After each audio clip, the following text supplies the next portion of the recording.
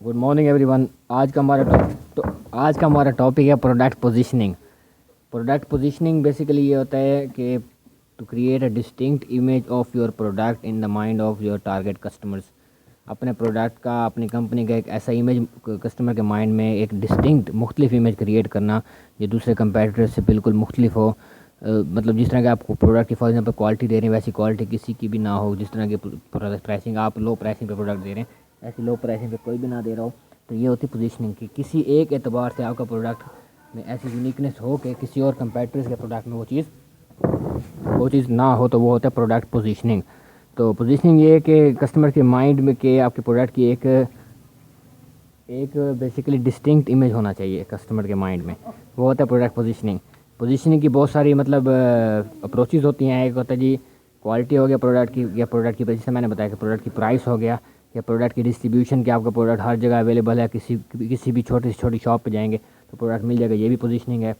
और दूसरा ये है कि प्रोडक्ट की पैकेजिंग बहुत अच्छी है, प्रोडक्ट का इमेज बहुत अच्छा है। मतलब बहुत सारी पोजीशनिंग क्रिएट करने के बहुत सारे तरीके हैं। जितना अच्छा आपके प्रोडक्ट की क्वालिटी होगी उस आपका इमेज उतना अच्छा बनेगा, और पोजीशनिंग अच्छी होगी, प्रोडक्ट की प्राइस लो होगी तो पोजीशनिंग अच्छी होगी, प्रोडक्ट की डिस्ट्रीब्यूशन इफेक्टिव होगी तो बेसिकली आपकी पोजीशनिंग अच्छी हो जाएगी। तो नीचे है जी प्रोडक्ट की पोजीशनिंग के बहुत सारे क्या हैं अप्रोचेज़ हैं। पहला है जी प्रोडक्ट के एट्रीब्यूट्स। एट्रीब्यूट्स कहते हैं कि प्रोडक्ट की कैरेक्टरिस्टिक्स और distinct features of the product which और कंपेटिटर्स डू नॉट हैव। वो होता है जी प्रोडक्ट की एट्रीब्यूट्स। अगर प्रोडक्ट के एट्रीब्यूट्स बहुत ज़्यादा हैं और बहुत सारी अच्छी क्वालिटी का प्रोडक्ट है तो आपकी पोजीशनिंग अच्छी हो जाएगी, प्रोडक्ट आपका मार्केट में अच्छी तरह चलेगा और आपके प्रोडक्ट का मार्केट में एक डिस्टिंक्ट इमेज बन जाएगा। यहाँ पे लिखा हुआ है जी attribute is any product trait or characteristic which differentiate it from the competitors or other brands. Advertisement promotes the attribute of quality of product which is positioning. It is easy and strong approach of positioning. ये basic approach है कि customer को product में एक distinct qualities मिलेंगी, distinct characteristics मिलेंगी तो वो उनके माइंड में एक डिस्टिंक्ट इमेज बन जाएगा प्रोडक्ट का। ये प्रोडक्ट जो है कंपेटिटर्स के प्रोडक्ट से बिल्कुल थ्रू आउट मुख्तलिफ है। नेक्स्ट है जी कंपेटिटर्स।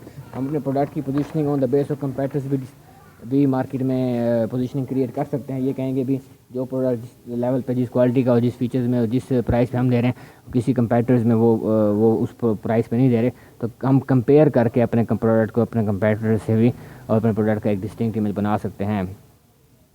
कंपेटिटर्स लिखा हुआ है company can create positioning by comparing its product with competitors and deliver better product and services relative to competitors. यहाँ पे लिखा हुआ है। तो ये है कि प्रोडक्ट को हम ये भी एडवर्टीजमेंट्स में ये कर सकते हैं कि हमारे इस तरह का कोई कंपेटिटर नहीं है जो इस प्राइस पे प्रोडक्ट दे रहा है, इस क्वालिटी का प्रोडक्ट दे रहा है, इस फीचर्स का प्रोडक्ट दे रहा है। तो ये क्या होगा कि हम कंपैरिजन कर रहे हैं कंपेटिटर्स के साथ। डायरेक्ट किसी कंपनी का नाम बेशक ना लें, लेकिन वर्ड कंपेटिटर्स का यूज़ करेंगे तो उसमें सारे जितने भी आके प्रोडक्ट किस तरह के जो और कंपनी जिस तरह का प्रोडक्ट दे रही हैं वो सारे उसमें इन्वॉल्व हो जाएंगे। इस तरह आगे कस्टमर के माइंड में डिस्टिंक्ट इमेज बन जाएगा। नेक्स्ट है यूज़ और एप्लीकेशन। अगर आपके प्रोडक्ट का यूज़ इजी है, मेमोरेबल यूज़ है कि वो ये भी हो सकता है कि प्रोडक्ट का यूज़ बहुत ज़्यादा डिफ़िकल्ट भी नहीं होना चाहिए कि कस्टमर को वो बिल्कुल पसंद भी ना आए, और बहुत ज़्यादा इजी यूज़ भी ना हो कि कस्टमर का ये तो वही पुरानी चीज़ है। तो प्रोडक्ट का यूज़ अगर आपका डिस्टिंक्ट होगा, एक उसमें ऐसी फीचर्स होंगी उसको यूज़ करना थोड़ा बहुत चैलेंजिंग होगा, तो कस्टमर का माइंड में आकर प्रोडक्ट की पोजीशनिंग बनेगी। ये हर दफ़ा क्या है कि एक डिस्टिंक्ट प्रोडक्ट भेजते हैं, एक क्वालिटी वाला प्रोडक्ट भेजते हैं जिसको यूज़ करना इतना ईजी नहीं होता। Positioning can be done on the base of memorable use of the product. We can create many uses for a product in this way we can create our positioning. Price quality relationship, ये important है basically कि price और quality का relationship. अगर price कम है और quality बहुत अच्छी है तो आपकी पोजीशनिंग क्रिएट होगी। अगर प्राइस ज़्यादा है और क्वालिटी बिल्कुल थर्ड क्लास है तो आपकी पोजीशनिंग क्रिएट नहीं होगी। तो हमेशा प्राइस को कम होना चाहिए और क्वालिटी को हाई होना चाहिए, तब जाकर आपको प्रोडक्ट की मार्केट में पोजीशनिंग बनेगी, एक डिस्टिंक्ट इमेज बनेगा। Positioning can be done on the base of price quality. If price is less quality is more then we can create positioning our self and can capture much customers. Product का user, product users की base पे हम positioning कर सकते हैं कि अगर हमारा एक प्रोडक्ट है उसको बहुत सारे लोग यूज़ कर सकते हैं। फॉर एग्जांपल एक लैपटॉप बनाए, उसको फैक्ट्री में भी यूज़ कर सकते हैं, उसको बैंक में भी यूज़ कर सकते हैं, उसको घर भी यूज़ कर सकते हैं। उसकी प्रोसेसिंग इस तरह की है कि उसको हर जगह पे एप्लीकेबल है, तो वो प्रोडक्ट की पोजीशनिंग क्रिएट हो जाएगी कि ये प्रोडक्ट एक यूनिवर्सल प्रोडक्ट है, कहीं पर भी इस्तेमाल हो जाता है।